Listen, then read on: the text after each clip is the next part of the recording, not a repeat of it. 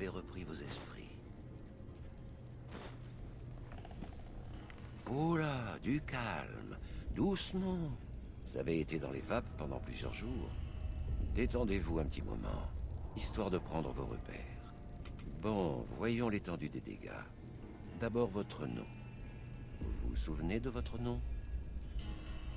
Je ne sais pas pourquoi, mais je m'attendais à autre chose. Mais si c'est votre nom, c'est votre nom. Je m'appelle Doc Mitchell. Bienvenue à Good Springs. Bon, j'espère que vous ne m'en voudrez pas, mais j'ai dû vous raccommoder la caboche après avoir enlevé tous les petits morceaux de plomb. Je suis généralement assez content de mes travaux d'aiguille, mais c'est à vous de me dire si j'ai bien tout remis en place. Le résultat vous convient? Eh bien, l'essentiel est en place, en tout cas. Je n'ai pas laissé trop de désordre. Bon, inutile de vous garder au lit. Voyons si vous êtes capable de tenir debout.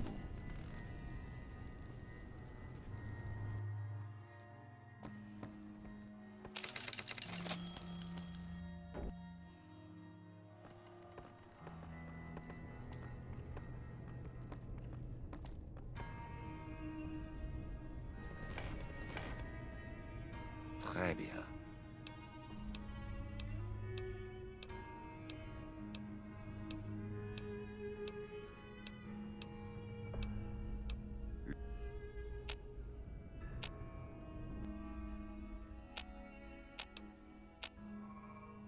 Venez avec moi, je vous raccompagne. Tenez, ceci est à vous.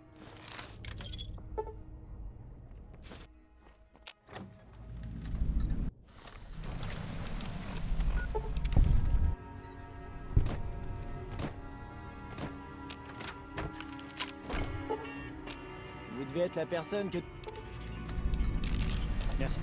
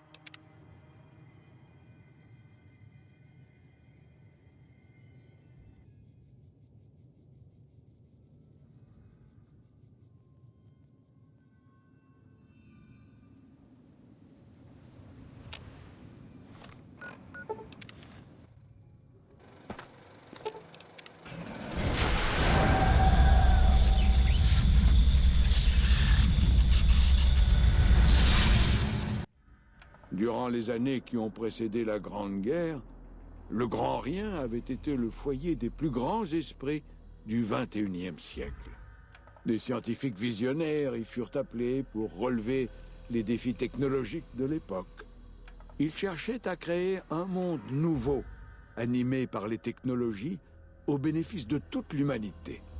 Émetteurs soniques, alliages spatiaux, hybridation d'ADN, champ de force, progrès des autodocs en chirurgie crânienne, cardiaque et traumatique. Les espoirs de ce siècle se concrétisèrent dans les forges électroniques du grand centre de recherches inédites et études nouvelles. Le cœur de ces recherches était le Dôme, une immense installation rocheuse abritant des labos couvrant toutes les sciences connues. C'était un think tank capable de résoudre tous les problèmes. de répondre à toutes les questions. La Grande Guerre apporta une énergie nouvelle au Grand Rien et à ses scientifiques. Bien qu'éloignés du front, les savants menèrent leur propre guerre, luttant à l'échelle de l'atome. Sur les tableaux noirs et les terminaux, équations et calculs se lancèrent à l'assaut d'une solution: gagner la guerre. Des années durant, les esprits et les ordinateurs du Grand Rien fusèrent de trajectoires, plans d'armes et théories nucléaires. Le nombre des problèmes dépassa celui des solutions, géométriquement puis exponentiellement. Comme la guerre, les questions connurent l'escalade. Dans la nuit du 23 octobre 2077, les scientifiques reçurent une réponse qui éclipsa toutes leurs questions. Ensuite, les expériences silencieuses du Grand Rien sombrèrent dans le sommeil, tandis que leur créateur mourait lentement dans le monde nouveau. Et la roche massive du centre du Grand Rien demeura intacte, remplie d'innombrables merveilles technologiques. Et des merveilles qui, en fin de compte, ne constituaient que des réponses à la mauvaise question.